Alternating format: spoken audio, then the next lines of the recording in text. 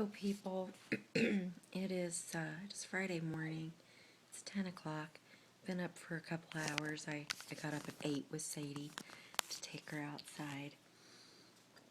And now I am enjoying a cup of coffee.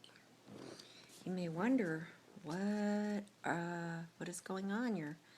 Your background looks different. Well, I'm in Colorado today. I had a emergency yesterday. Got the phone call that I knew my mom was in the hospital and I knew she wasn't doing well and that they were running tests.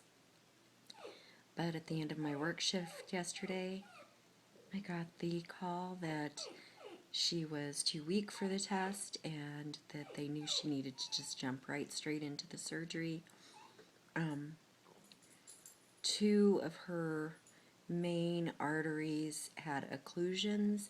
One of them was so blocked off it just looked like in the imaging that they showed us, it looked like two separate blood vessels. It was just totally blocked off in the middle. So they performed 3 bypasses on her last night. They took her to surgery at 3. It was 12:30 when they came, 12:30 midnight when they came and told us she was out of surgery, that she had been removed from the heart-lung bypass and her heart was pumping on her own. They had just finished stitching her up and she was in recovery. So shortly after 1, we being Judy, my sister,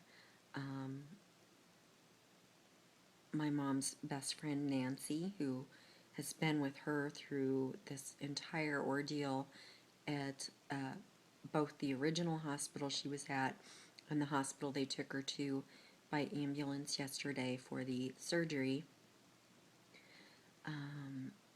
So Nancy was there. My sister Judy drove the 4 hours from Oshkosh, Nebraska. Mo spent the entire day there, both at the original hospital and her secondary hospital, Lutheran. And my daughter came and picked me up at the airport last night. Eric flew with me. Sadie flew with me. She's over there. You can see her on the floor. Hey, Sadie. Say hello to the people. Sadie was at the hospital with us last night because we went straight from the airport. Coffee. And they didn't mind her being there in the lobby that late at night. So we got to spend a few minutes with Mom while she was in recovery. She was pretty sedated and unaware, but she was like trying to open her eyelids, but they were very swollen and heavy, and I'm sure the sedation made it really hard for her to move at all. They also had her hands sort of tied to her side so that she wouldn't remove her breathing tubes, or try to, out of agitation.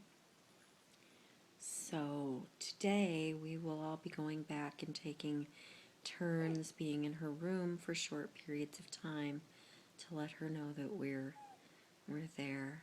She pulled through. She really came very close to dying. First, when she had the initial heart pain and took her nitroglycerin and then ended up calling 911. She could have died that night.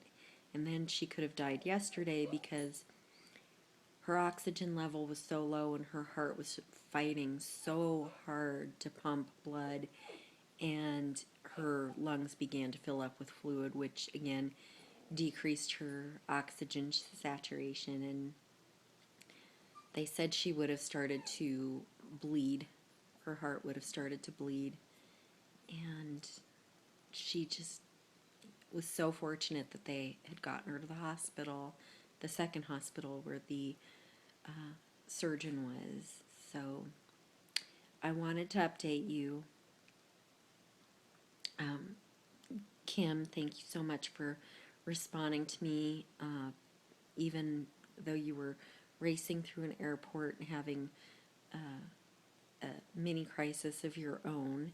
And Pam, thank you for calling me and talking with me and explaining to me what you had been through with your triple bypass situation with your husband Terry.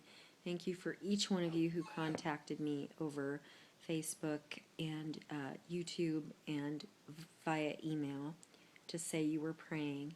Ann Carlson, Judy Giacona, Ann Carlson's daughter, all of my mom's friends and all of my friends and Mo's friends too. So thank you very much. And that is the update for now. So bye people. I'll talk to you soon.